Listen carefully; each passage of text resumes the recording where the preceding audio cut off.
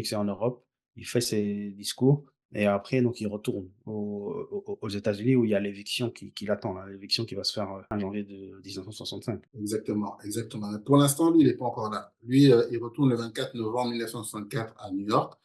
Son organisation, l'organisation de l'unité des Afro-Américains, le reçoit avec sa petite famille. On voit la photo qui est là. Et quand il est sur place, vraiment, il fait beaucoup de meetings avec son organisation pour parler du conflit du Congo. Ça, c'est un conflit qui l'amène vraiment aux yeux des Américains pour pouvoir contrecarrer, en fait, ce qui est la manipulation médiatique qui se fait sur le Congo. Parce qu'à ce moment-là, au Congo, il y a une espèce de sécession qui veut se faire. Donc, le pays qui veut se couper en deux, il y a des morts tous les jours. Tu vois, ça n'a pas Mmh. changé comme aujourd'hui, sauf que là, c'était très politisé. Et l'Amérique, tu vois, l'Amérique, sans le dire, ils étaient portés sur le méchant, Moïse Tchoumbé, en fait. Moïse Tchoumbé, qui était le chouchou des Belges et qui massacrait des personnes.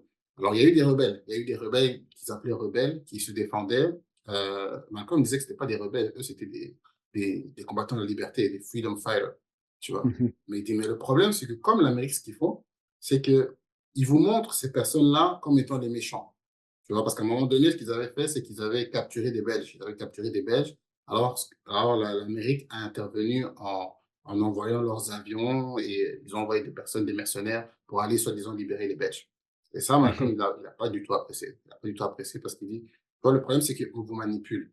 Déjà, de un, Moïse Tchombe, il dit c'est le noir, le pire noir que l'Afrique n'ait jamais porté. Il dit c'est le pire noir il dit c'est lui qui a tué Lumumba. C'était Mobutu, Mmh. mais lui, il dit c'est lui qui a tué Lumumba. Tu vois, il est payé par les Belges et par les Américains. Et quand ils envoient des personnes là, c'est des mercenaires. Un mercenaire, c'est pas un freedom fighter, c'est pas un combattant de la liberté. Un mercenaire, c'est une personne qu'on paye pour tuer. Donc quand vous Ouais, voyez que soi-disant ils vont sauver les Belges, c'est pour aller tuer des personnes. Et quand on voit ouais. des personnes locales, on a vu des enfants, on a vu des bébés mourir au Congo, ça vous fait rien. Pourquoi? Parce que quand vous regardez les informations américaines, on vous fait croire que les mercenaires sont là pour la liberté. Or que ces personnes tuent, on tue vos frères là-bas. Et vous, au lieu de soutenir justement les gens qui sont dans la cause avec leurs petits moyens pour essayer de se défendre, vous vous soutenez justement avec les Belges. Il dit les Belges aussi, l'État belge aussi, un gouvernement de rapaces, tu vois, vous les soutenez. Or que, en fait, c'est des personnes qui essaient de se défendre.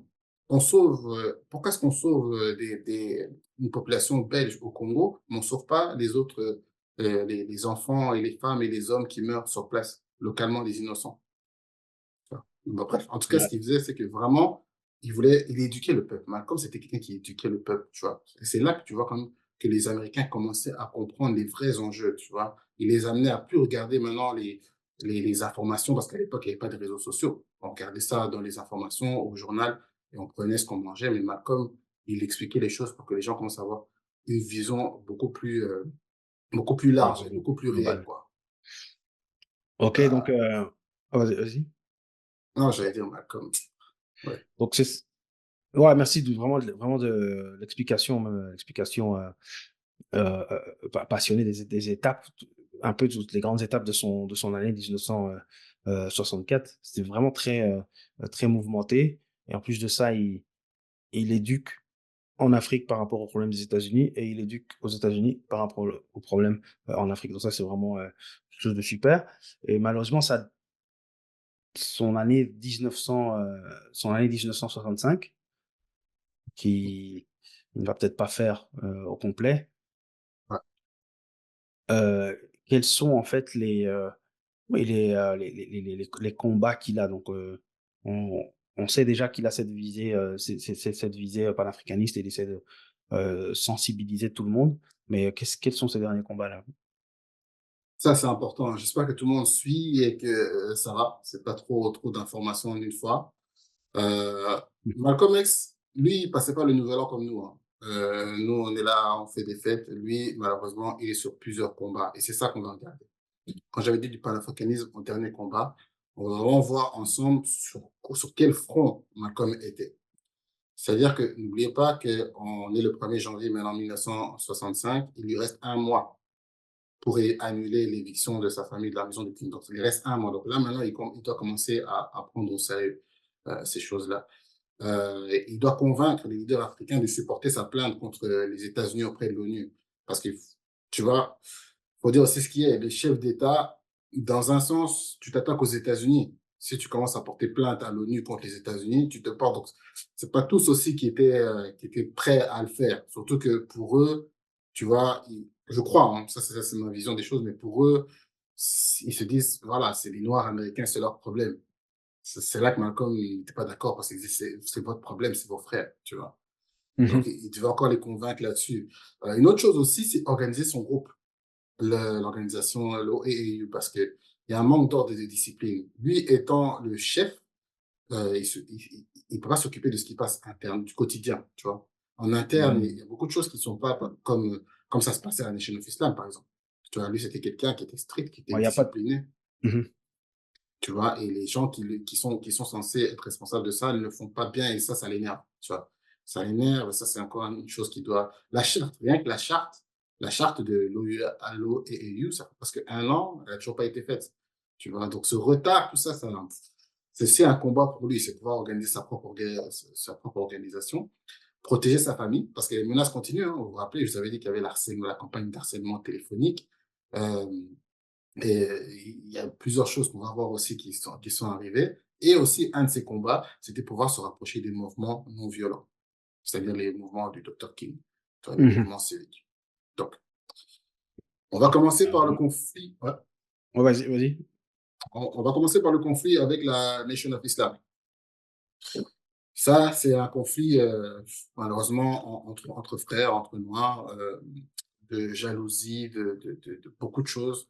Mais ce qui est bien, en fait, c'est qu'il y a beaucoup de personnes qui étaient pour Malcolm X. Donc, au sein de la Nation of Islam, vous aviez Léon 4X, Léon Amer, qui avait été envoyé pour piéger le véhicule de Malcolm X. Lui, c'était un ancien vétéran de guerre, expert dans les explosifs, et on l'avait envoyé pour aller piéger son véhicule. Mais il n'a pas pu. Il n'a pas pu. Mhm. Il a été dit à Malcolm que, voilà, il était envoyé par son temps. Il venait de Boston, sachant que Boston, c'était euh, la ville dans laquelle le ministre qui était le ministre du Temple, c'était Louis X, que vous connaissez sous le nom de Louis Farrakhan. Donc Mhm. lui, il dit non, non, il n'a pas pu le faire. Et en même temps, il essayait de parler aussi aux personnes de la Nation of Islam pour dire ça se fait pas. On va pas tuer notre frère, ça se fait pas, ceci, cela. Et donc pour ça, il s'est fait tabasser. Il s'est fait tabasser sérieusement. Il s'est fait donc envoyé à l'hôpital par, encore une fois, le temple, les gens du temple de Boston qui, est, qui était sous le leadership de Louis Farrakhan. Ok. Donc c'est ça. Il y a aussi il y a aussi des intimidations. Malcolm aussi à l'aéroport a failli se faire attaquer. La police a dû intervenir. C'est vraiment, tu vois, c'est sérieux quoi. C'est sérieux. Mais lui il continue. Hein. Lui il continue. C'est-à-dire que, comme j'avais dit, il y avait des secrétaires qui voulaient porter plainte contre Malcolm, contre Elijah Muhammad pour par rapport justement à sa relation extra-conjugale. Euh, il va les rencontrer à Los Angeles le 28 janvier 1965, ce qui enrage encore plus la Nation of Islam, hein, parce que, tu vois, en Ouais, plus de ça, tu touches pas au prophète, quoi. Tu touches Mhm. pas au messager, comment est-ce que tu peux dire ça? Et ils disent pas que c'est pas vrai. Ils disent juste comment est-ce que il peut se Ouais, retourner contre le contre prophète. lui. Tu vois ce que je veux dire? Donc, ces menaces-là, ouvertement, il y a eu le capitaine Joseph et Raymond Sharif, qu'on voit sur la photo, qui en décembre l'ont menacé ouvertement. Vraiment, c'était, OK, toi, s'il faut, on va te couper la langue, on va l'envoyer à Chicago chez Elijah Muhammad. Donc, Mhm. vraiment, des menaces réelles. Ouais. Maintenant, vous pourrez me poser la question. Enfin, beaucoup de personnes pensent que Malcolm, sa vie était en jeu et qu'il avait peur. Pas du tout, hein. Pas du tout. Parce que comme je vous ai dit, c'était une personne qui était à un autre niveau. Lutter sur des combats, donc je vous dis, c'est une personne qui parlait avec des chefs d'État africains, des leaders révolutionnaires comme Sékou Touré. Et ces personnes lui disaient, mais tu vois, enfin, la sœur de Malcolm X est là, lui disait, mais pourquoi tu ne vas pas en Afrique? Tu vois, parce qu'il y a beaucoup de chefs d'État africains qui se disent, voilà, tu peux vivre avec nous, ton combat, on le soutient, tu viens, tu retournes, il n'y a pas de souci, en plus, toi, tu veux retourner en Afrique. Ben, comme il dira à sa sœur, how will I look if they say Malcolm X is running? C'est-à-dire que il dit, mais à quoi je veux ressembler si on dit Malcolm X est en train de fuir? Ouais, on va penser que c'est un manque de courage. Voilà. Il dit, je peux Mais pas. Bon, il en a déjà démontré pas mal, mais oui, oui, Mais pour lui, c'était comme ça. Et là, oui. il disait, mais c'est juste le temps que ça se calme. Il fait non. Il dit, j'ai pas envie que dans l'image de mes enfants, on puisse savoir que Malcolm X a pris la fuite. Moi, je suis là. Ce qui doit arriver, arrivera. J'ai pas besoin de ça. Tu vois, j'ai pas besoin d'aller me réfugier dans un autre pays. Maintenant, à Harlem, il y a d'autres personnes qui ont dit, bon, ben écoute, si, si tu veux pas te réfugier dans un autre pays, euh, il y a des gens qui pouvaient faire autre chose, comme Elworth Johnson, que vous connaissez tous, Bumpy, donc le Godfather of Harlem, qui lui était vraiment un ami proche de Malcolm. Il aimait Malcolm parce que malgré que c'était un voyou, on va pas se mentir, c'était un Donc, mafieux. quand on dit, c'est ça, quand on dit Godfather, c'est plus par rapport à la mafia, c'est ça, hein? Ouais, c'est ça, c'est pas son parrain C'est par un, ouais, d'église, non, non, mais non. Godfather of Harlem, c'est plus comme un parrain à Harlem, quoi. Ok, ok, ok, je comprends. En fait, c'est le parrain d'Harlem. Cette Mhm, personne-là que vous voyez, Bumpy Johnson, lui maîtrisait Harlem du nord au sud, est, ouest. C'était le parrain d'Harlem. mhm, Même la mafia italienne ne pouvait pas le toucher, tu vois. mhm. Et quand il entendait ça, il disait, Malcolm, s'il faut, moi, je pars en guerre. Moi, je suis prêt à partir en guerre contre la Nation of Islam. Ok, Malcolm, en soutien à Malcolm. en soutien de Malcolm, Malcolm disait, non, moi, je veux pas de guerre entre Noirs. Ça m'intéresse pas du tout. C'est pas ça mon combat, moi. Tu vois, c'est un truc, s'ils doivent venir, ils viendront. Moi, je peux m'en occuper. Je les connais. Je les connais, ces gens-là. Le capitaine Joseph, là, c'est une personne que je connais. C'est moi qui l'ai amené à la Nation of Islam. Je l'ai rencontré à Détroit. Je l'ai trouvé dans une poubelle.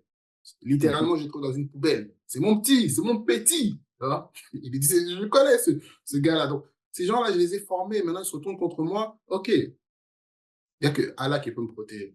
Tu vois. mhm. Bon, alors, évidemment, M. Johnson, il laissait comme ça. Et apparemment, il aurait même dit à la Nation of Islam, vous avez de la chance que, tu vois, Malcolm X, lui, ne veut pas que j'agisse parce que si c'était moi, vous serez déjà tous morts quand vous Ouais. êtes là. Tu vois. Mais bon, Malcolm. Donc, Malcolm, en tout cas, il s'est dit, OK, j'accepte mon destin. Si je dois me battre contre eux, j'accepte en tout cas mon destin. Donc là, à ce moment-là, je pense que Malcolm il est conscient qu'il risque sa vie. Ouais. Il y a même une interview dans laquelle il a dit, Et, je suis probablement un homme mort. Ouais. ok, donc il le dit même dans une interview. Ouais. Donc dans un contexte où il y a toutes oui, les menaces de la NOI, mais on a parlé du fait que, ok, dans la liste des combats, il y avait un des combats qui était, je pense, le rapprochement avec euh, des mouvements qui prônent ouvertement la non-violence. Ouais. Donc comment est-ce que Malcolm X s'attache un peu, ça colle aussi au mouvement des droits civiques connus du moment là. Il le fait parce que déjà, il voulait le faire depuis longtemps, hein. Même si, malheureusement, dans ces années, la Nation of Islam, il a fustigé ces gens-là. Martin Luther King, il l'a insulté, mais quand je dis il l'a insulté, c'était vraiment, il disait que ouais, c'était des peureux, c'est quelqu'un qui veut pas se battre. Donc, tu vois, maintenant, pour Oui, il revenir, avait aussi critiqué la fameuse marche dans laquelle Martin Luther King a fait son discours I Have a Dream. ouais, là, Malcolm X était présent, mais pas vraiment en tant que marcheur. Il avait dit quelque chose par rapport à ça, hein, par rapport à cette ah, marche. Est-ce que c'était là, une farce ou quelque chose comme ça, non? la farce de Washington, ouais. Il a appelé C'est ça la ça, farce de Washington, mais c'est ça. c'est vrai que c'était méchant ce qu'il disait, mais ce qu'il disait, c'était qu'il comprenait pas comment est-ce que dans une marche comme ça, qui est pour les droits civiques, dans lesquels on est en train de dénoncer une violence, tu vois des gens en train de chanter, tu vois des gens en train de se tenir la main. Tu vois, pour lui, ce genre de marche-là, ça doit être une marche dans laquelle les gens sont sérieux. Et pour montrer que, OK, nous, on est à bout de nerfs. Si vous ne faites pas quelque chose, on va exploser. Ça, Ouais, c'était son oui, idée, quoi. peut-être qu'il y avait cette image que les gens sont, pas tous les gens, je pense pas que c'est tous les gens, mais que certaines personnes sont peut-être là à passer un bon temps et se dire ah oui, oui, oui, et puis le lendemain ils vont revenir à leur quotidien. Ouais, je vois. Ok. Je te dirais même que jusque-là, hein, jusqu'à la fin de sa vie, il n'a jamais compris les mouvements non violents. Tu vois, il veut se rapprocher d'eux, mais tout en étant celui qui prône le self-défense. Donc, Ok. il dit, on a le même objectif. Tu vois, il respectait le mouvement des droits civiques. Il respectait parce qu'il faisait un combat noble. Le seul problème, c'est qu'il trouvait que la manière n'était pas la bonne. Il Ouais. dit, et c'est pour ça que d'ailleurs, il a fait ce discours-là devant des étudiants de la non-violence. D'ailleurs, ils ont tous crié, vous pourrez le voir. Il dit, j'espère que la peur qui est en vous va sortir. Parce que quand vous êtes en face de ce Ku Klux Klan là, qui vous attaque tous les jours, c'est eux-mêmes des peureux. Tu vois, quand ils mettent un drap sur la tête, là, c'est parce qu'ils ont peur que vous les reconnaissiez. Tu vois, Ouais. mais s'ils continuent comme ça, leur drive va tomber, tu vois. Et si c'est pas la police fédérale qui va le faire, c'est nous qui allons le faire. Donc, Ouais. tu vois, tu vois, il parle devant des personnes qui prennent la non-violence, mais tu sens que les gens apprécient parce que les gens applaudissent. Mais il veut quand même se rapprocher de ces mouvements de droit civique. Donc, il va aller à Selma. À Selma, il va y Mhm. avoir une marche qui était prévue en fin février, début mars. Et donc, il veut se rapprocher. Il voulait parler au Dr. King, mais il est en prison. Il faut savoir Mhm. que Dr. King a été beaucoup plus de fois en prison que Malcolm X juste pour ses idées. Donc, c'est pour Mhm. ça que quand on dit Martin Luther King, c'était quelqu'un de doux, non, c'est une personne qui a fait la prison juste pour ses idées, juste pour son peuple.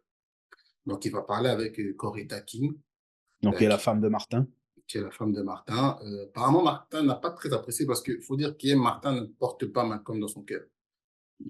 Il a jamais répondu à Malcolm, mais il ne le porte pas dans son cœur, dans le sens où, comme la vilipendait, hein, tu vois, il le traitait de peureux, tu vois, et il n'aimait pas sa manière, il n'aimait pas son attitude. Lui, c'est un pasteur. Lui, il n'est pas dans le côté rough. Lui, il est plus Oui. dans le côté, OK, ils vont comprendre, prions, marchons, tu vois. Même s'il était violent, Martin Luther King, Euh, dans son ouais, je sens. dirais quand même que, oui, je dirais quand même que la position de Martin Luther King a évolué au fur et à mesure. Là-dessus, d'ailleurs, on a du contenu qui a été publié là-dessus, mais oui, sa position a évolué, mais elle a jamais été, ça c'est clair, elle a jamais été vraiment complètement la même que celle Ah, mais apparemment, de si, hein. Là, Malcolm. je te parle du 4 février 1965, à ce moment-là. Mais comme tu dis, il y a des documents qui montrent qu'à la fin, Martin Luther Yes. King avait vraiment cet esprit-là de se dire, OK, j'y crois plus. Maintenant, on va passer à une autre étape. Tu vois. Exact, exact, Et c'est toujours ça. Quand je parle du mobile, il faut toujours essayer de comprendre pourquoi est-ce que les gens décèdent, surtout à un certain moment de leur vie. Donc, exact. il s'est rendu à Selma. Je voulais aussi parler d'une petite chose qui s'est passée. Donc ici, vous avez le fondateur du parti nazi américain, un gros fasciste activiste qui était dans le sud, George Lincoln Rockwell, connu pour justement ses actions racistes envers les Noirs, envers les Juifs, envers tout le monde en fait. Il prônait Hitler. Donc c'était un nazi, quoi. Il était pour le white power et il Mhm. menaçait. Il menaçait d'ailleurs. Il disait que nous aussi, on va être là à la marche de Selma, vous allez voir ce qu'on va vous faire et tout. Malcolm lui a envoyé un télégramme. Il lui a envoyé un Mhm. télégramme. Télégramme, c'est pas Télégramme d'aujourd'hui, hein. C'est pas les réseaux sociaux, là. On va dire, c'est les textos de l'époque. Tu vois, Ouais, c'était les ouais. petits messages qu'on envoyait. Malcolm lui a dit, OK, sachez que nous aussi, on va être là à la marche. Tu vois? Nous, on a le même objectif, mais on n'a pas la même manière. C'est-à-dire que eux, là, ce sont des personnes qui sont non violentes, pacifiques. Mhm. Vous, vous êtes violente. Nous, sachez qu'on comprend votre langage. Donc, si vous leur parlez dans cette langue-là, on va vous répondre de même langage avec le maximum de nos capacités. Donc, ne vous inquiétez Mhm. pas. Et il n'y a pas eu de réponse de Lincoln Rockwell. Tu vois. Ok, ok. Donc ça a été une menace, mais qui n'a pas été en exécution puisqu'il n'est pas venu. Ok. Non. Euh, après, est-ce que Malcolm, donc en février 1965, est-ce que Malcolm reste encore sur le territoire américain? Il bouge beaucoup. Il bouge vraiment beaucoup. Son but, c'est toujours, comme j'avais dit, de pouvoir consolider. Son combat principal, hein, c'est vraiment de pouvoir porter les États-Unis devant les Nations Unies, mais surtout de pouvoir faire une certaine alliance envers toutes les diasporas, que ce soit dans les Caraïbes, que ce soit dans l'Amérique du Sud, que ce soit en Europe. Donc, il va sur invitation, mais souvent, il va pas présenter son organisation dans les autres pays. Et il était prévu de retourner en France. Malheureusement, arrivé à l'aéroport de Orly, il ne peut pas rentrer. On ne veut pas le faire rentrer. Il ne comprend pas. Il dit, mais j'ai une invitation, j'ai tout, j'ai mon passeport, pourquoi je ne peux pas rentrer? On a reçu des ordres. Je dis, comment ça vous a reçu des ordres? C'est pas normal. Les seuls ordres que vous pouvez recevoir, les seules personnes qui pourraient interdire que je vienne ici, c'est le pays d'où je viens. Et je pense que De Gaulle, parce que c'était De Gaulle à l'époque, je pense que De Gaulle n'est pas un satellite des Américains. Je pense qu'il réfléchit par lui-même. Et là, il dit apparemment que les gens des frontières ont été énervés. Donc finalement, il n'est pas rentré. Il n'est pas rentré, mais voilà. C'est pour vous dire que si on arrive jusqu'à ce qu'il puisse ne pas rentrer sur le territoire français, c'est qu'il y a des Exact, ordres qui ont été donnés. exact, exact. Donc, Et oui, vas-y. ouais, donc il va retourner donc, aux États-Unis le 13 février. Il va retourner le 13 février aux États-Unis et il va travailler encore jusqu'à très tard, le jour même, le samedi 13. Et à 2 heures du matin, il entend des cris, il se réveille, parce qu'il s'est endormi vers minuit apparemment. Donc à 2 heures du matin, il entend des cris, il se réveille, et donc sa maison est complètement en feu, il voit ses enfants en train de crier. Donc on a lancé en fait des cocktails Molotov dans sa maison. Il arrive à mettre sa famille à l'écart, il appelle la police, donc il est victime d'un incendie en fait, dans sa maison. OK, Euh, qui est bien la maison, c'est bien la maison pour laquelle il est en conflit avec la Nation of Islam, hein? c'est exactement elle. C'est exactement OK, la maison du Queens. Donc je OK. suppose que les coupables, on peut penser qui ils sont, parce Il doit que avoir un lien. voilà, normalement, il est expulsé là, depuis le 31 janvier. Le 31 janvier, il doit partir. Maintenant, Mmh. il pensait justement le lundi, apparemment, faire encore retarder cet ordre d'éviction. Maintenant, c'est ça qui lui arrive. Voilà, OK. donc le 14 février, le 14 février, comme j'ai dit, sa maison va prendre feu. Le jour même, il fait un discours. Hein, il fait un discours, Malcolm, quand il est énervé, il va le dire. Et là, il commence à lâcher plein de noms. Il commence à dire que, OK, il y a une machination sur ma maison. C'est la Nation of Islam qui a attaqué. Je sais très bien qu'ils veulent me tuer parce que j'ai entendu, il y a beaucoup de personnes qui sont dans mon mouvement, qui étaient chez eux et qui savent qu'il y a ma tête qui est mise à prix. Là, maintenant, ils veulent s'en prendre à ma famille. Tu vois, ils commencent à vraiment à faire une guerre ouverte. Ils les insultent et autres. Et il dit que le FBI aussi, il est complice parce que ils ont infiltré la Nation of Islam au plus profond. Ils les ont sur écoute. Donc, s'ils avaient l'intention, enfin, s'ils ont planifié le fait de mettre ma maison sous incendie, c'est que le FBI le savait. Ils le savaient, ils n'ont rien fait. Tu vois. Et le pire dans tout ça, c'est que apparemment, ils commencent à dire que ce serait Malcolm X qui aurait incendié sa propre maison. Et ça va même plus loin. Mmh. Il commence à dissimuler des fausses preuves. Un espèce de faux cocktail Molotov qui a été mis en fait dans sa maison. Il dit, je ne bois Mmh. jamais d'alcool. Comment est-ce que vous pouvez dire que ça m'appartient? Bref, en tout cas, il commence à voir qu'il y a des choses qui sont très, très, très, très bizarres. Donc, c'est lui-même qui fait sa propre enquête. Il fait sa propre OK. enquête. C'est ça, on parle du 14 février 1965. Donc, le lundi, il reçoit l'ordre d'expulsion finale pour sortir de chez lui. OK. Ça, c'est vraiment Donc, donc là, on est déjà là, ce sont ouais, des photos, ce sont des images, face à la maison, hein? Face à la ouais, c'est maison qui ça. a été brûlée. Donc le 15 février. Hein. Donc, Ouais, là, oui. on voit qu'il parle aux enquêteurs. Donc, lui, ça a toujours été son propre avocat. Hein. Et ce qui est marrant, c'est ce que si tu regardes bien, c'est que j'avais expliqué dans la partie 1 que la maison de son papa aussi avait été incendiée par le Ku Klux Klan. Elle avait été incendiée. Ouais, Et aussi, exact. et même son père aussi est mort. Et même à l'époque où sa maison avait été incendiée, on avait dit que c'est lui qui avait mis le feu. Mais ça, c'était le Ku Klux Klan. Tandis que là, c'est plus le Ku Klux Klan. Il vit la même chose que son père, sauf que cette fois-ci, c'est pas contre le Ku Klux Klan qui se bat, c'est contre une organisation noire. Mmh. Ouais, enfin, sûrement la Nation of Islam. Là, on est vraiment dans les derniers jours de sa vie, Ouais. hem et donc qu'est-ce qu'il fait qu'est-ce qu'il est en train de faire dans les derniers jours? On va passer à la dernière partie, qui est donc l'assassinat. Malcolm, justement, après le 14 février, voit que c'est très dangereux pour lui de rester auprès de sa famille. Donc, ce qu'il va faire, c'est qu'il va vivre à l'hôtel, dans un endroit inconnu. Cette semaine-là, il avait déjà annoncé le 14 février, le jour où il a fait son discours, il a annoncé qu'il va encore faire des autres révélations le dimanche prochain, qui était donc le dimanche 21 février, à l'Odon Ballroom. Il a dit, cette fois-ci, on va vous présenter la charte de l'OUA et surtout, on va vous donner des noms et je vais vous dire vraiment la réalité de la Nation of Islam et qui est derrière mon assassinat. Qui veut me tuer, tu Mmh. vois. Donc, comme j'ai dit, il est dans un endroit secret. Mais le 20 février, au soir, il reçoit un appel. Il reçoit un appel d'une personne qui lui dit, on sait où tu es. On sait où tu es. Tu ne peux pas te cacher de nous. On sait où tu es. Et là, en fait, Malcolm, là, j'ai mis cette photo-là parce qu'il va appeler Alex Haley. Alex Haley, en fait, c'est son co-auteur de son autobiographie.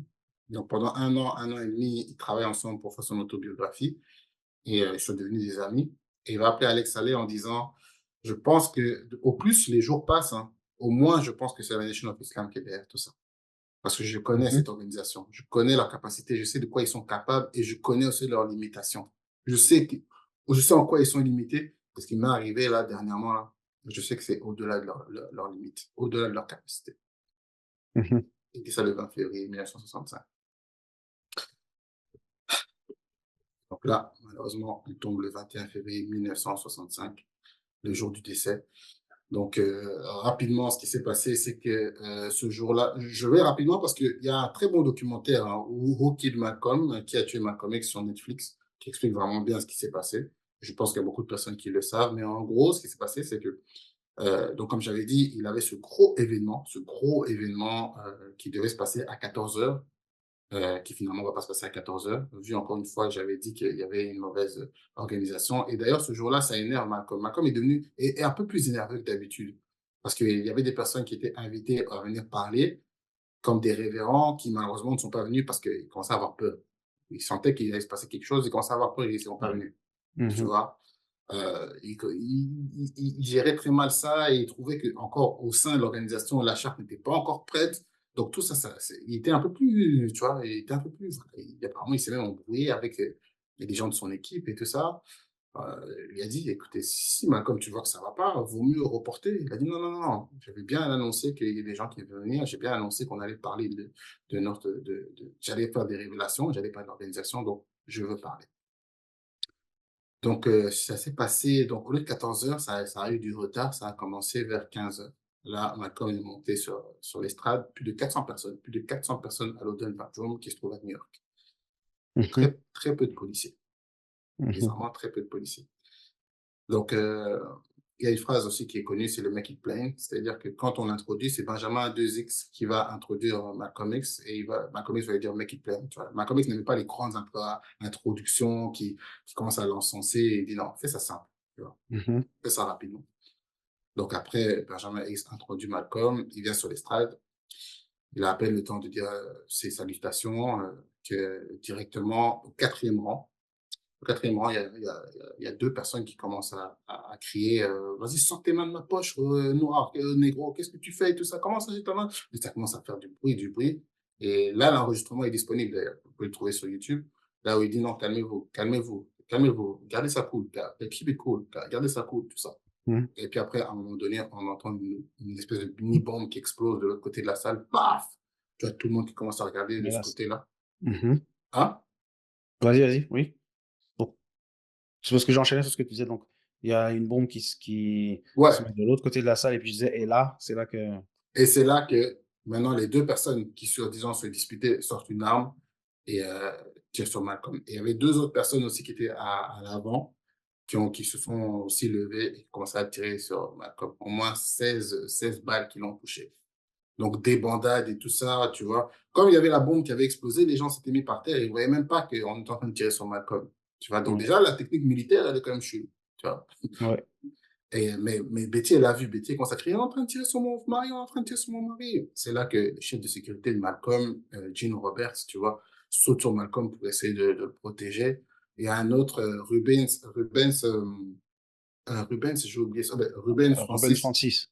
voilà, qui lui, en fait, les assaillants, donc les personnes qui ont tiré sur Malcolm, il y en a qui ont commencé à courir, et le Thomas Ouais. Hagen, lui, il a voulu passer par l'avant. C'est là que Rubens Francis, lui, il a pris son shotgun, pas, il a tiré dans la hanche, dans la hanche de Thomas Higgins, qui a commencé un peu à sortir, mais bon, avec une balle dans la hanche, ça arrive à mal sortir.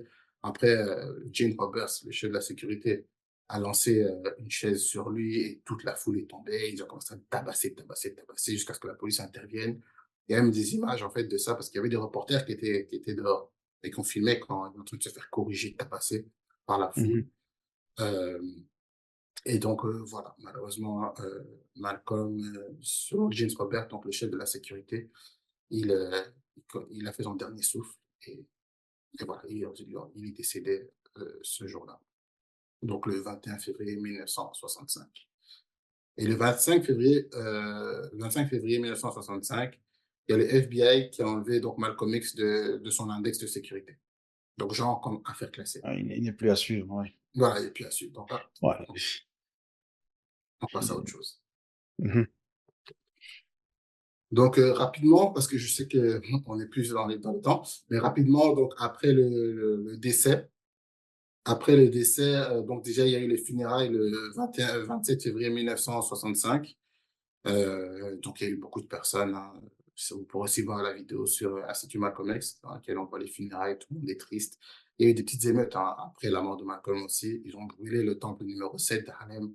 Donc, c'était chaud cette période-là. Je voulais aussi quand même mettre en avant des personnes qui ont aidé la famille Shabazz, tu vois. Des personnes comme Sidney Poitier et sa femme de l'époque, Juanita Hardy. Et Mhm. c'est dans le livre justement de la fille de Malcolm qui dit qu'après l'assassinat de mon père, pendant un court moment, nous avons logé à l'hôtel et ensuite nous avons emménagé dans la maison de Sidney Poitier et de sa femme de l'époque. Ils étaient des amis de la famille, des militants et des sympathisants du mouvement. Ils voulaient aider ma mère de toutes les manières possibles. Je me souviens de la maison des Poitiers, elle était grande et absolument énorme, tu vois. Donc, Sidney Poitier, qui est déjà une personne qui était assez engagée, c'était pas seulement dans le cinéma, mais en réalité aussi, tu vois. Oui. C'est des personnes qui ont aidé. Une autre personne aussi qu'il ne faut pas oublier, c'est Dr Betty Shabazz. On ne parle pas beaucoup de Dr Betty Shabazz, mais après le décès de son mari, elle est restée seule, hein. Elle a dû commencer à élever tous ses enfants. D'ailleurs, elle a accouché finalement parce qu'elle était enceinte, je ne l'avais pas dit, mais elle était Elle était enceinte enceinte de la cinquième des aussi. jumeaux. Les jumeaux, des jumeaux. Ouais, elles étaient deux. D'ailleurs, il y en a une qui est décédée il y a 2 ans, malheureusement, Malika Shabazz. C'est une des seules enfants de Malcolm qui est décédée. Et, euh, et donc voilà, elle a eu son PhD, puis Betty Shabazz, en 74, elle a eu son PhD, donc elle a réussi quand même à faire, elle faisait elle élevait ses enfants d'une main de fer, hein. Ça, c'est ce que sa Mhm. fille expliquait. Mais toujours dans l'amour et tout ça, mais dans la discipline. Et en même temps, elle a passé son PhD toute seule. Tu vois, ça, c'est des femmes aussi qui sont aussi révolutionnaires. Donc, je veux pas ça. Elle C'est meurt. absolument extraordinaire. Mhm. Ouais, elle meurt en 92, malheureusement, de manière tragique. Dans un incendie, c'est son petit-fils qui a mis le feu à la maison. Son petit-fils qui avait un peu des problèmes d'ordre mental, qui a mis le feu. Bon, en tout cas, il n'y a pas vraiment une grosse explication dessus, mais elle décède en 92. Et, Je voulais retourner rapidement sur l'assassinat, parce que, voilà, comme j'avais dit, c'est un peu le sujet d'aujourd'hui, hein. Donc, les personnes qu'on a attrapées sur place, comme j'avais dit, c'est Thomas Egan. C'est celui qu'on a tiré dans la hanche et qu'on a tabassé, qui a nié les faits. Quand il est arrivé à l'hôpital, il a nié les faits, mais on l'a retrouvé avec un 45 automatique. Et dans le corps de Malcolm, il y avait des balles de 45 automatiques. Donc, lui, c'est sûr que c'était coupable. Le lendemain, on arrête ces deux personnes-là, Mohamed Aziz et Khalil Islam. Toutes ces mhm. personnes-là sont des membres de la Nation of Islam à ce moment-là. Elles font toutes partie de la Nation of Islam. On arrête Mohamed Aziz qui boite. Déjà, ça c'est bizarre. On arrête, il est en train de boiter. Si vous regardez bien sur les images, on le voit en train de boiter. Ouais. Khalil Islam aussi, on l'arrête. En fait, on les arrête sur témoignage de personnes qui disent qu'ils étaient sûrs de l'avoir vu, de les avoir vus, ces gens-là. Tu OK. vois, ils vont être innocentés en 2021, il y a 3 ans Oui, ici. c'était très récemment, hein. C'est très C'était, récemment. Mais ils ont fait 20 ans de prison. Ils ont été jugés en 69, en 68. Ils ont été donc jugés et condamnés à 20 ans à la perpétuité. Pourtant, Thomas Hagan, qui lui est coupable, parce qu'après il a dit finalement qu'il était coupable, il a dit ils n'ont rien à voir là-dedans. Il a dit ces gens-là n'ont rien à voir là-dedans. mais est-ce qu'il a dit qui? Est-ce qu'il a... Pas à ce on- moment-là, pas à ce moment-là. on- Mais le docteur de Mohamed Aziz, comme j'avais dit, il boitait. Tu vois, quand on l'a attrapé, il Ouais. boitait. Le docteur a dit il boitait parce qu'il s'était foulé la cheville. Et moi, le matin du meurtre de Malcolm, je l'avais vu et je lui avais dit il faut vous reposer à la maison. Donc, c'est peu probable qu'il soit allé sur place et qu'il ait couru et qu'il ait réussi à s'enfuir. C'est très peu probable Ouais. avec la manière dont il boite. Tout c'est votre témoignage, ça passe pas. En 69, Thomas Hagan, par le biais de son avocat, on va encore voir ça sur YouTube, a fait un affidavit dans lequel il donne les noms. Il donne les noms des tueurs. Tu vois, il donne les noms des 3 OK. tueurs, Des complets. Ouais. des complices. Et il y a William Bradley, et il y a 2 autres. Vous pouvez le voir dans la série, j'ai plus leur nom. Il y a William Bradley. Ouais, ils ne sont pas inquiétés. Donc ce gars-là, à son décès, ils ne sont pas inquiétés. C'est un secret de polichinelle que c'est lui qui a tué. Parce que même à l'époque où on dit que Thomas Hagan, il a tiré avec son 45 automatique, Mais les balles qui ont tué Malcolm, ce sont des C'est balles pas, d'un shotgun. ce sont pas celles-là. Oui. Ce ne sont pas celles-là, ce sont celles de William Bradley. Ça, c'est une première chose. Deuxième chose aussi, euh, d'après des témoignages, il disait que les personnes qui avaient tiré, c'était des personnes foncées de peau, très foncées de peau. Et quand tu Ouais. regardes les deux là, Khalil Islam, est clairement, ça se voit qu'il est plus clair. voilà. Peut-être Aziz non Mohamed, plus, il ça n'est se pas voit clair non plus. moins, mais Il n'est ouais, pas ok. noir non plus. Tu Ouais, vois? ok. Donc, tout ça, c'est très compliqué Mhm. à comprendre. Donc, en fait, jusqu'à Et, ce jour, et aujourd'hui, en 2024, Thomas Hagan est encore vivant, hein? comment ça gagne? Ah, c'est une très bonne question, ça. Il est encore vivant. Il s'appelle Moussouf, quelque chose comme ça, là. Il est sorti en 2015 et il habite dans le Bronx. Il est là, il habite dans le Bronx, c'est absolument incroyable. Il est là, il est vivant, c'est Il est vivant. absolument incroyable. Ok. Mais il a donné les noms. Ben, apparemment, ils sont tous morts. Mais il a donné les noms. Moi, tu sais, je me dis, en même temps, Ouais, c'est peut-être entre guillemets plus. Bon, c'était quelque chose de haut niveau, mais même s'il avait donné des noms, comme tu as posé la question au début, qui a tué, donc dans le sens qui a commandité, il doit avoir, euh, il doit avoir au minimum cette info. Peut-être pas, il est peut-être pas profond, c'est peut-être pas lui le stratège, mais il a au moins été, euh, lui directement a au moins été commandité par quelqu'un ou un groupe. c'est là que c'est important, justement. C'est important parce que quand on revient sur l'assassinat, vous vous rappelez, je vous parlais de Jane Roberts. J'ai dit le chef de la sécurité qui a fait du bouche à Malcolm. En Mhm. fait, c'était un agent de la police. C'était un agent infiltré. Hmm. Donc, il y avait un service spécial qui avait été mis au sein de la police de New York qui s'appelle le BOSI. Donc, c'était un bureau d'investigation qui avait infiltré Malcolm. Donc, ça veut dire que son chef de la sécurité, là, la personne qui était proche de lui, c'était un infiltré. C'était Hmm. un policier undercover, en fait. Tu vois. Ah, donc Malcolm X était complètement, il était déjà complètement encerclé en fait. Complètement encerclé. Les témoins C'était, du meurtre, les gens qui ont dit que yes. c'était Khalil Islam, c'était aussi des agents infiltrés de la NYPD. Tu vois. Ouais. Apparemment, John Ali, une des personnes membres de la Nation of Islam, serait apparemment un informateur. Ça, j'ai pas de, ça, il a toujours nié. Oui, j'avais aussi mis aussi que le capitaine Joseph, lui, avait avoué, donc, le capitaine Joseph, qui était le ministre du Temple de Harlem, a avoué que c'est eux qui avaient donné l'ordre de brûler la maison, Mhm. de poser la maison. Donc, ça, on sait déjà que c'est eux. Mais la question que tu poses, c'est intéressant. Tu dis, mais ça veut dire que lui, il doit savoir qui a commandité. Mais peut-être que non, en fait. Je veux dire, au moins au niveau, on va dire au moins un niveau au-dessus de lui, il doit le savoir. Il y a peut-être plusieurs niveaux, mais je veux dire, au moins le niveau juste au-dessus de lui, il n'est Mais pas ça, parti. Tu pars pas comme ça, assassiner Malcolm X juste parce que tu as envie. Il y a quelqu'un qui te commandite. oui, c'est sûr, c'est sûr. Ouais, c'est là, tu donnes raison aussi. Mais encore une fois, ces gens-là aussi avaient la haine contre Malcolm. Pourquoi est-ce qu'on a attrapé Mohamed Aziz et Khalil Islam? C'est parce qu'on savait que c'était des gens qui avaient la haine contre Malcolm. Ouais. Tu vois? Donc, il avait déjà dit ouvertement. Il avait aussi un casier judiciaire qui pouvait prouver qu'ils étaient prêts à le faire. La seule chose, c'est que Gene Robert, là, celui qui est le policier undercover, il dit, ça peut pas être possible que ce soit eux. Parce que moi, je les connais. S'ils étaient dans la salle, je les connais. Tu vois, tous les gens que j'ai vus dans cette salle-là, en tout cas, si ces personnes-là qui ont tué Malcolm, qui faisait partie de la Nation of Islam, ils ne devaient pas être de New York. Et effectivement, en fait, c'est des gens qui viennent de Newark. Newark, en fait, c'est, toi, la ville de Newark, là, Mhm, mhm. ils viennent de là-bas. Donc, il y a Ok. tellement d'anomalies qui font que si tu es vraiment sérieux dans ton enquête, tu peux très bien savoir qui peut l'être. Maintenant, quand Ok. tu dis, est-ce qu'il fait partie dedans, je sais pas. J'ai aussi amené, il y a aussi une photo que j'ai montrée. Vous vous rappelez de John Lincoln Rockwell, là, le Mhm. gars du parti nazi? Oui.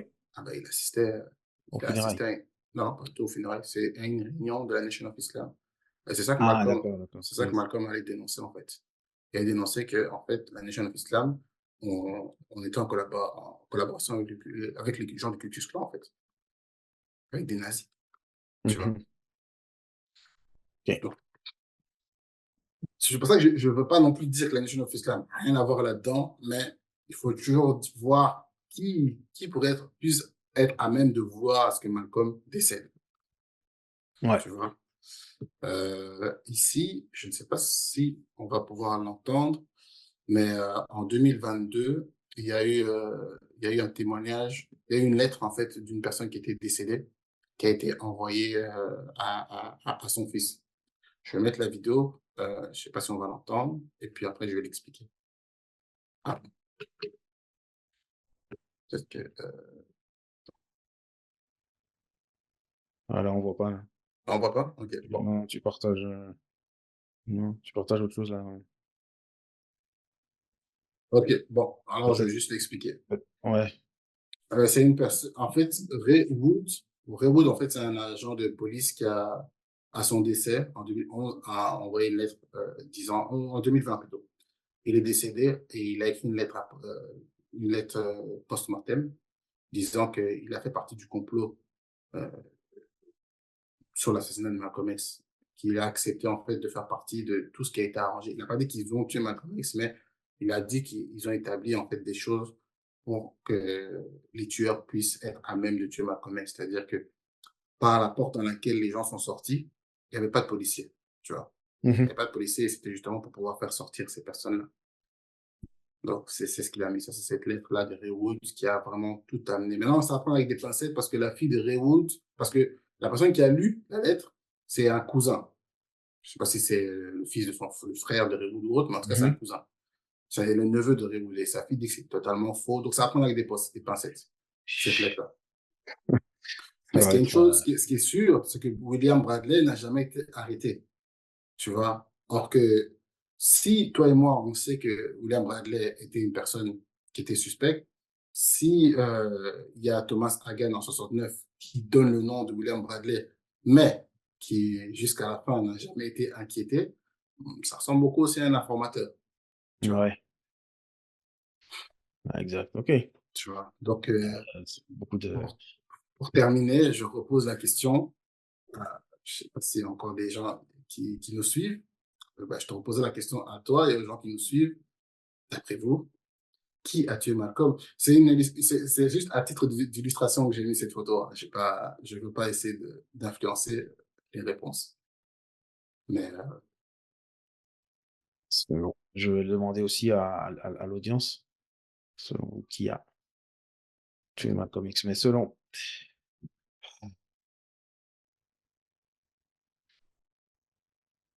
OK, il y a une réponse qui dit le FBI. C'est vraiment,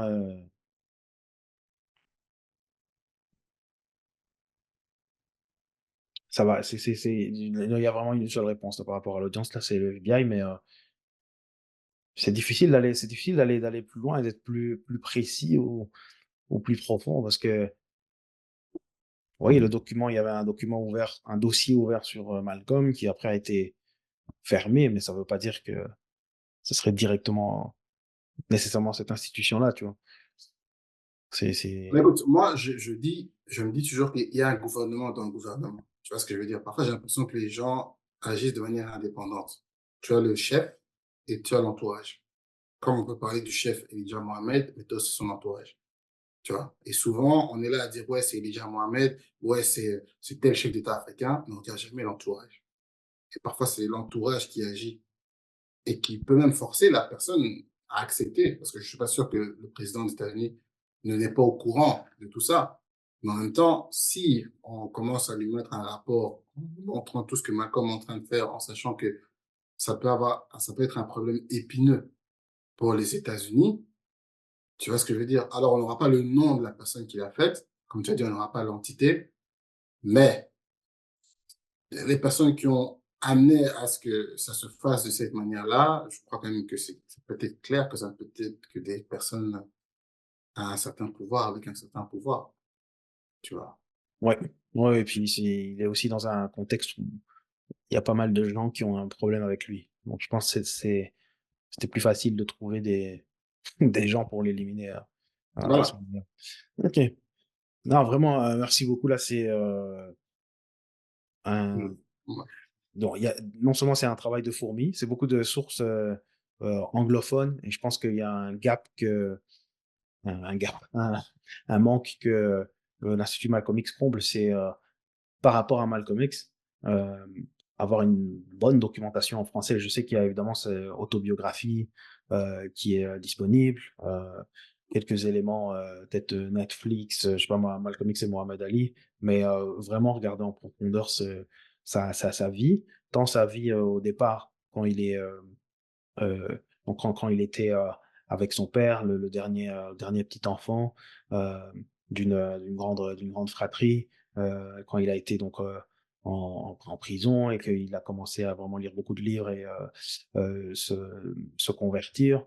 Et là, quand il a rencontré Elijah Muhammad et qu'on a vu ses talents d'orateur, euh, et tout ce qui s'ensuit par après, quoi. Donc, non, c'est un gros travail de fourmi sur ça, félicitations.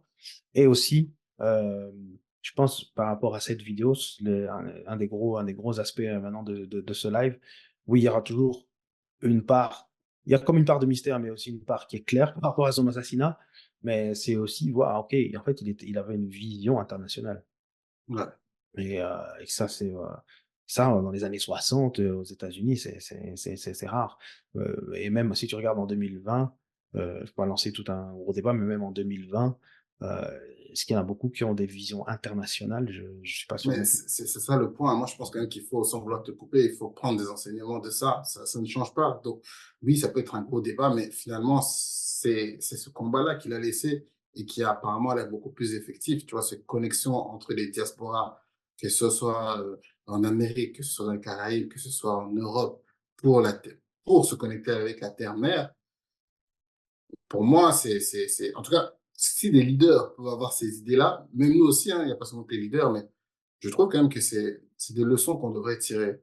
C'est des leçons qu'on Mhm. devrait tirer parce que aujourd'hui, ça a un peu été oublié, tu vois, il y a beaucoup de personnes qui veulent quitter le continent. Ce genre de combats sont peut-être plus les mêmes aujourd'hui. Je ne pourrais pas dire qu'on va attaquer les États-Unis ou l'Europe ou autre parce que on est dans un autre système. Mais, encore une fois, lui qui se battait contre le capitalisme, est-ce qu'aujourd'hui, ce ne serait pas encore un combat qu'on devrait faire? Tu Mhm. vois? Mhm. Exact. Juste essayer Exact. de tirer des leçons. Moi, je sais pas Mhm. si les gens peuvent, si les gens dans le chat ou bien toi, voir toi quelles leçons tu penses que tu pourrais tirer sur ces trois parties qu'on a faites. Parce que moi, ce que j'ai vraiment voulu montrer, c'est une partie dans laquelle, déjà de un, Malcolm n'est pas juste né au niveau de la Nation of Islam, mais qui était déjà dans des origines d'Hervé, tu vois. Donc, ça veut dire que c'est un héritage qui a été fait par les parents, qui a été fait par les grands-parents. Et c'est important qu'on se reconnecte toujours aussi avec notre propre histoire familiale. Ça, pour moi, c'était quand même quelque chose qui était important. Et de deux, ce panafricanisme, hein, je le dis clairement que Malcolm était un panafricain parce que il voyait vraiment tout, il se décrivait comme un Africain qui vit en Amérique. Tu vois, et pour Mhm. lui, les Afro-Américains, c'est pas seulement les Afro aux États-Unis, mais ce sont ceux qui sont au Canada, ce sont ceux qui sont en Amérique du Sud, parce qu'au Brésil, c'est 2 tiers de la population qui est noire. Tu vois, c'est ceux qui sont en Colombie, ce sont les Haïtiens, ce sont je sais pas moi, les Jamaïcains. Donc, tu vois, sur cette perspective-là, il dit, à ce moment-là, on n'est même plus minoritaire. Au lieu de se battre sur un territoire américain dans lequel on est minoritaire, on ne pas se battre au niveau mondial où on devient beaucoup plus équilibré dans le monde. Tu vois? Exact. Ouais, exact, exact. Euh, je dis directement les leçons, mais ça c'est un peu ce que tu dis, ce que tu dis à la fin. Moi, je pense que c'est quelqu'un qui est mis dans son enfance, il est directement mis dans un contexte où il a son père qui est assez impliqué. Bon, il le perd très tôt, ça c'est particulier à lui. Mais je dirais que après avoir entre guillemets traîné dans la rue, fait des trucs et tout, s'amuser, je pense que c'est au moment où il a commencé à se plonger dans la connaissance et essayer de donner une certaine direction à sa vie. Et c'est là que ça a tout, c'est là que ça a tout changé. Et puis, les choses ont fait qu'il a rencontré la Nation of Islam. Mais je pense que même s'il aurait rencontré une autre entité, on Ouais, parlerait quand même de Malcolm X. Donc, exact. je pense que je pense que c'est ça là, c'est ce mix de connaissance avec ce charisme et cette détermination qui était unique à lui et quitte à y perdre sa vie. Et je pense qu'il était très conscient qu'il était en train de risquer sa vie, ça c'est sûr. Ouais. Ouais, il le disait souvent, hein. Tu vois, il disait, moi, j'ai la protection de Dieu dans le sens où ce qui doit arriver arrivera, tu vois? Mais je ne vais pas, en tout cas, il le disait: «Ma mes jours sont comptés, mes jours sont comptés». Mmh. C'est même on a même l'impression que le 21 février, c'est comme s'il avait accepté son destin. Puisqu'en Mmh. plus de ça, il demandait même aux gens de ne pas, comment dire? Tu vois? De ne pas fouiller les gens qui rentrent. Il disait: «Sinon ça va démotiver les jeunes qui veulent rentrer et tout ça». Alors que c'est quand même la base, quoi. Mmh. Quand tu as autant de menaces, c'est quand même la base de tu vois? De fouiller les gens qui Ouais, rentrent, quoi. ça c'est fou. OK. Non, vraiment merci beaucoup encore une fois. Je pense que alors, il y a énormément de choses qui ont été, qui ont été partagées, énormément d'enseignements et encore une fois, si vous avez aimé, tant le live que la vidéo que vous voyez, n'hésitez pas à nous suivre, sur, Caribou Montréal, la chaîne YouTube, mais aussi, la chaîne Instagram et la page Facebook. Donc on essaye de ramener du contenu et partager de la connaissance, tant sur des expériences personnelles que aussi des éléments historiques ou des éléments socioculturels ou socio-économiques qui, on pense, peuvent amener quelque chose en fait pour l'élèvement de notre communauté. Et Malcolm X, c'est un grand exemple, selon moi, là, du 20e siècle. C'est un des plus grands penseurs du 20e siècle, selon moi. Mmh. Ouais. Exactement, je dirais aussi de suivre aussi l'Institut Malcolm X, l'Instagram, aussi le site internet qui va être, mis à jour avec, tous les articles que vous pourrez trouver. Instagram, c'est bien pour les vidéos, mais le site permet vraiment d'avoir une recherche beaucoup plus Mhm. ciblée, sur tout ce qui a été dit. Il va y avoir des articles, il y aura beaucoup de choses qui vont s'en venir. Donc, Mhm. suivez en tout cas les deux chaînes, parce qu'elles ont Ok. vraiment un but commun. Ouais, merci beaucoup. Et puis, on va mettre les liens, effectivement, là, en, en description de la vidéo. Donc, merci beaucoup Donc, à tous.